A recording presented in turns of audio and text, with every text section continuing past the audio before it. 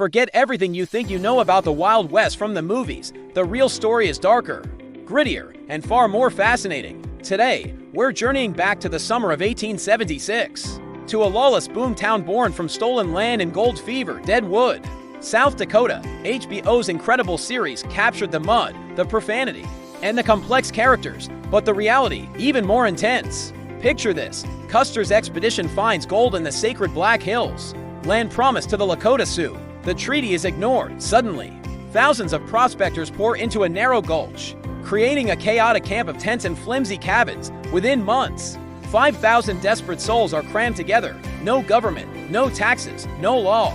Just the glint of gold, the haze of opium dens, and the constant crack of gunfire.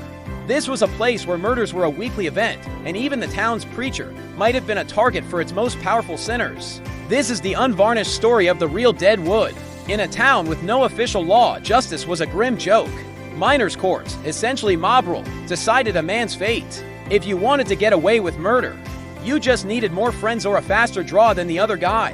In its first year alone, it's estimated that somewhere between 20 and 50 people were murdered in Deadwood.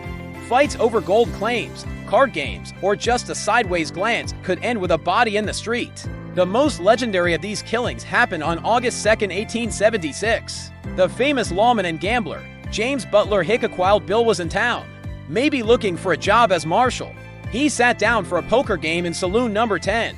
For the first time in his life, he broke his own cardinal rule. He sat with his back to the door.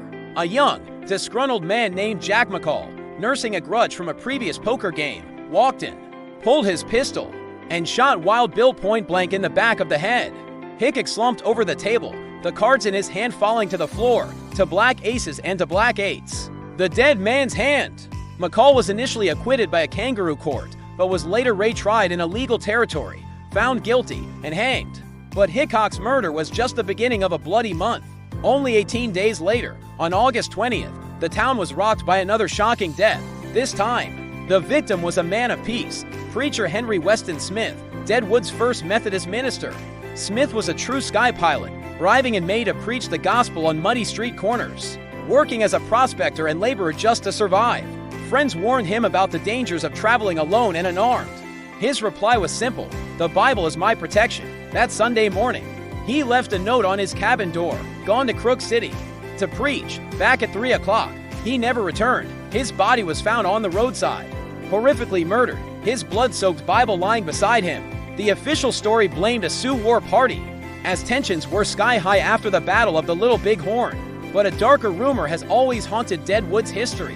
Whispers circulated that it wasn't warriors who killed the preacher. They said it was the town's own powerful saloon owners and sin peddlers, who feared his sermons would civilize the town and dry up their profits. No one was ever arrested. The killer, or killers, simply vanished, leaving the murder of Preacher Smith as one of Deadwood's coldest cases. Today, you can visit his grave in Mount Moriah Cemetery, just a stone's throw from Wild Bill and Calamity Jane, a solemn reminder that in the real Deadwood, not even a man of God was safe.